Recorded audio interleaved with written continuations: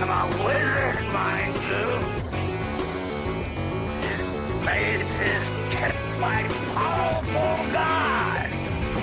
What's up, my wizards of dev from SBMTG. Down there we got more of these spoilers from Shadows over Innistrad today. We got one more Planeswalker to show you. Wizard says that there's going to be 4 in this set. This should be the last one. Plus we got some cards to show you that are only like a few minutes old, like an hour old at the time of this recording. So let's jump into it. There's a lot of cool stuff today. Here's our final walker right here. This is Sorin, Grim Nemesis. He's a 6-mana Planeswalker. That's 4 of anything, a black and a white. Starting loyalty of 6. That's pretty dope right there. You can +1 him to reveal the top card of your library, put that card into your hand, and then target opponent loses life equal to that card's converted mana cost. Pretty sweet +1, we'll get back to that. You can also remove X loyalty counters from Sorin and deal X damage to target creature or planeswalker, and you gain X life. His ultimate's pretty math too. You can remove 9 loyalty counters from Sorin to put a number of 1/1 black vampire knight creature tokens with lifelink, that seems pretty important, onto the battlefield, equal to the highest life total among players. First of all, that +1 is pretty insane, but the only thing bad I have to say about it is in the control-ish type decks that'll likely play this 6-mana Planeswalker, you're going to be playing anywhere between 26 and 28 lands, so there's a pretty high likelihood that you'll blank, but you still get to draw the card, so that's pretty good. Of course, gotta say this, it's also likely those same control decks will play a higher percentage of cards with high converted mana cost, you know. I'd love to +1 Sorin into a planar outburst, deal 5 to them, and then wipe the board. Possibly awakening at the same time, and then the next turn we could possibly untap into an empty board, just Sorin and our awakened guy. If they do play a creature in the interim, by the way, on their turn after the planar outburst, we can just neg X and kill that guy. So lots of possibilities with that +1 and with the negative X actually. A lot of people saying that's mediocre protection. I actually think it's great protection. 6 loyalty counters is a lot, so it's very often that even on turn 6 you're going to be able to play this and take out probably the biggest creature on their side of the board. And leave loyalty on Sorin. So that negative X looks really strong. Not to mention that gaining life with the negative X is good because we're in the same colors as aire. Just wanted to point it out. A lot of people are saying the ultimate is kind of meh, but I actually really like the ultimate. Again, we're probably playing this card in control. So when we do ultimate, they'll likely still have a high life total. And so we'll get a bunch of vampires with lifelink. I think the lifelink is actually like really relevant on that, especially if we're playing it again in control. The ultimate helps us stabilize and win the game at the same time. But as far as winning the game goes, not only does his ultimate help you do that really easily, but his +1 can just win the game all by itself. You can just +1 this thing over and over and win the game. It's entirely possible.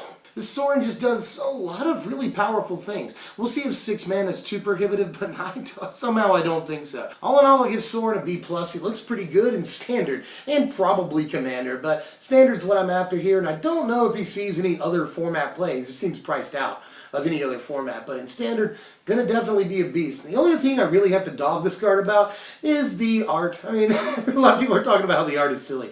I just hate that, like, has he been wearing this under his trench coat like the entire time? His trench coat, your coat looks awesome. Don't take it off because your armor looks super silly. Let's talk about some stuff that's like fairly new as the recording of this video. It's about an hour old. First of all, I want to talk about this. This is Eternal Vigil, and here's the translation right here. It's 3 mana for an enchantment that's 1 of anything and 2 white. And it says non-token creature control, gain +1/+1, and vigilance. Alright, so fairly simple, yay, anthem effect, boo, non-tokens. In this Standard format at least, I think that non-token thing doesn't necessarily kill the card, but it does kind of make it a lot worse in this particular format. Gonna be dope in Commander though. It's good to have another anthem effect in that format. I think the Commander players are probably going to like this. Let me know if I'm wrong. But in Standard, mono white aggro, maybe, who knows. Maybe white splash another color, you know, green for instance.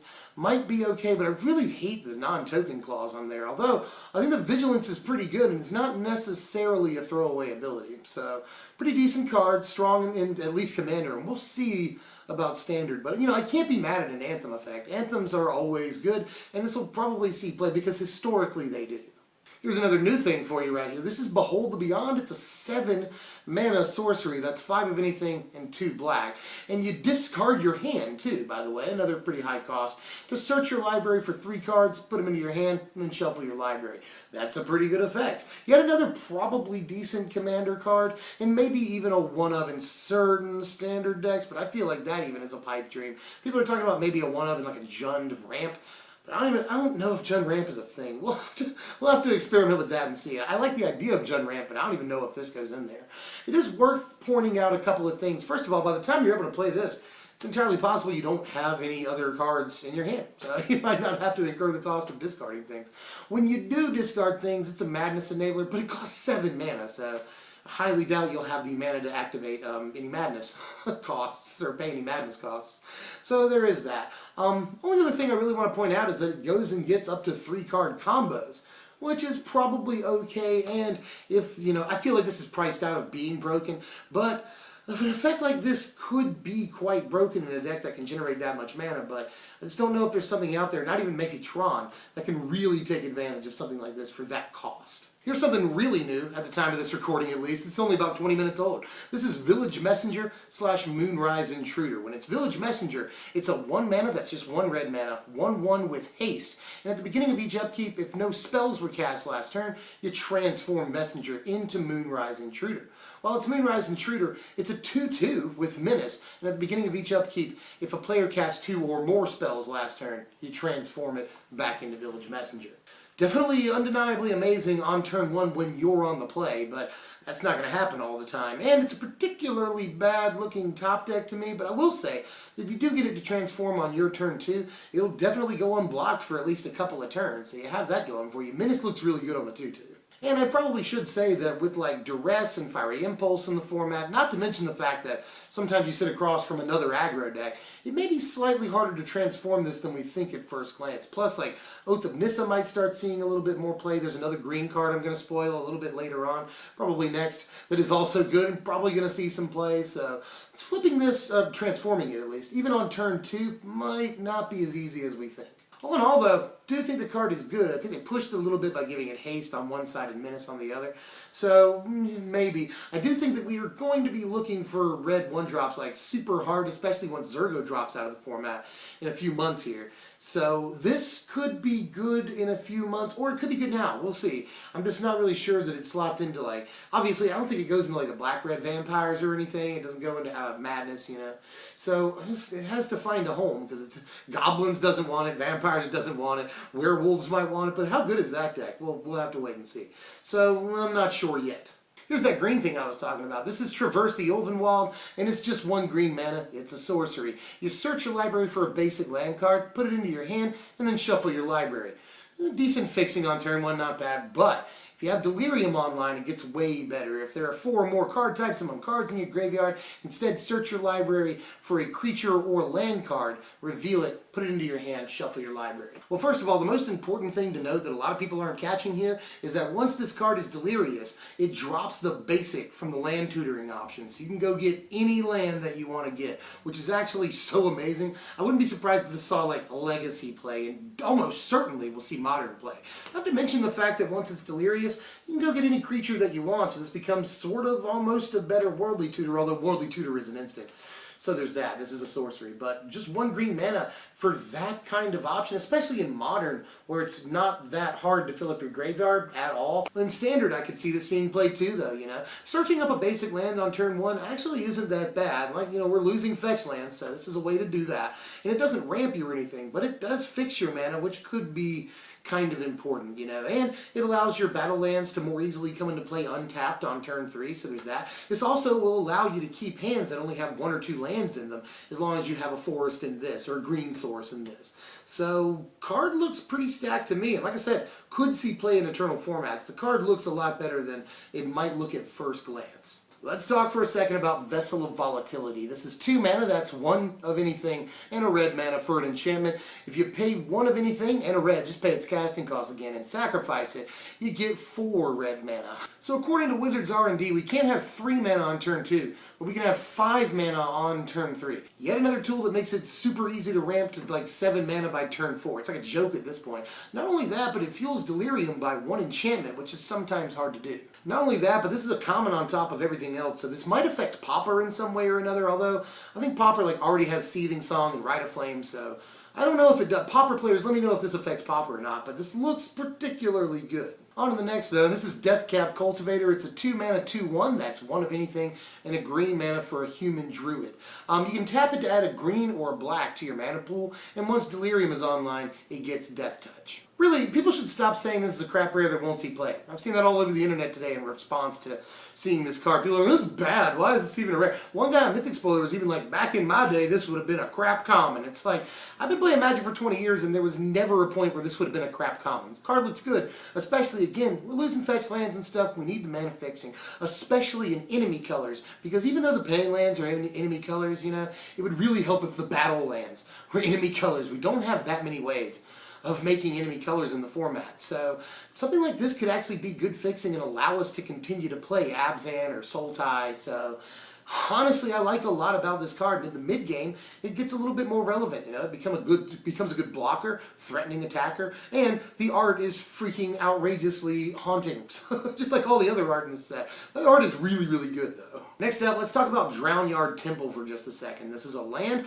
that taps for colorless, or you can pay 3 to return it from your graveyard to the battlefield tapped. This card is actually a little subtle in how good it is, even in Standard. In this format, we're going to have a lot of things that make us discard. Jace, Oath of Jace, Air Falcon Wrath, even like Epiphany of the Drownyard, we just saw that yesterday, works pretty well with this card right here. So actually not that bad. And the number one thing it works with in the format is World Breaker. I think that if that was the only interaction, it would be worth playing a 1 or 2 of this card in the green X ramp deck. So because World Breaker is dope, and this works amazingly well with World Breaker. Commander players are definitely gonna love this card, and possibly even modern players, you know.